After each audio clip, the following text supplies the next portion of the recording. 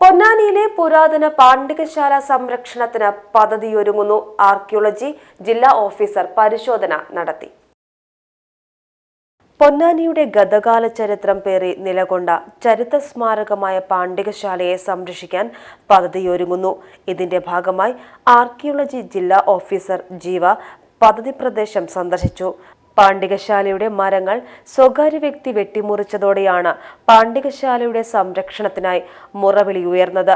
ഏകദേശം 600 വർഷത്തോളം പഴക്കം കണക്കാക്കുന്ന പാണ്ഡികശാല ചരിത്രാവശേഷിപ്പെന്ന നിലയിൽ നിലനിർത്തുന്നതിനുള്ള പദ്ധതിക്കാണ് തുടക്കം കുറിക്കുന്നത്. ചരിത്ര പ്രാധാന്യത്തെക്കുറിച്ചും കാലപ്പഴക്കത്തെക്കുറിച്ചും പഠിക്കാനായി ഉന്നത സംഘം ഇവിടെ തുടർ പരിശോധന നടത്തും. പ്രാധാന്യം മനസ്സിലാക്കി പുരാവസ്തു വകുപ്പിന് തന്നെ പ്രദേശം ഏറ്റെടുക്കാൻ കഴിയും. പഴയകാല പാണ്ഡികശാലയുടെ വീണ്ടെടുപ്പിനുള്ള ശ്രമങ്ങൾ നടത്തി സെൽഫി പോയിന്റായി മാറ്റിയിടത്തെ ആൽമരമാണ് സ്വകാര്യ വ്യക്തി വെട്ടിമുറിച്ചത്. ചരക്കു കപ്പൽ അടുത്തിരുന്ന പൊന്നാനി തുറമുഖത്ത് സാധന സാമഗ്രികൾ സൂക്ഷിച്ചിരുന്ന പാണ്ഡികശാല ശുചീകരിച്ച് സെൽഫി പോയിന്റ് എന്ന ആശയം ഇവിടെ നടപ്പാക്കിയിരുന്നു.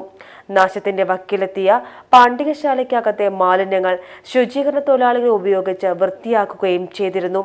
പാണ്ഡികശാലയിൽ ആഴ്ന്നിറങ്ങിയ വേരുകൾ ഉൾപ്പെടെ സംരക്ഷിച്ച് പുരാതന മാതൃകയിൽ നിലനിർത്തി ഫോട്ടോ സ്പോട്ടാക്കിയാണ് മാറ്റിയത്.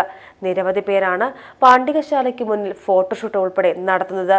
എന്നാൽ പാണ്ഡികശാലയിലും തണൽമരം മുറിച്ചുമാറ്റൽ തുടർന്നിട്ടും ഇത് നിർത്തിവെക്കുന്നതിനുള്ള നടപടികൾ നഗരസഭ കൈക്കൊണ്ടില്ലെന്നാണ് ആക്ഷേപം.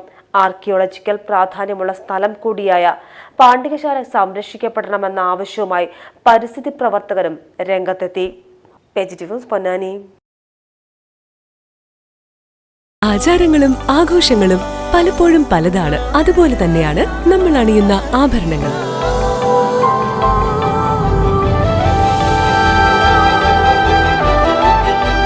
ജീവിതത്തിലെ ഓരോ നിമിഷങ്ങളും അവിസ്മരണീയമാക്കുന്നു Azad gold and diamonds. Azad gold and diamonds, Thazhepalam, Tirur.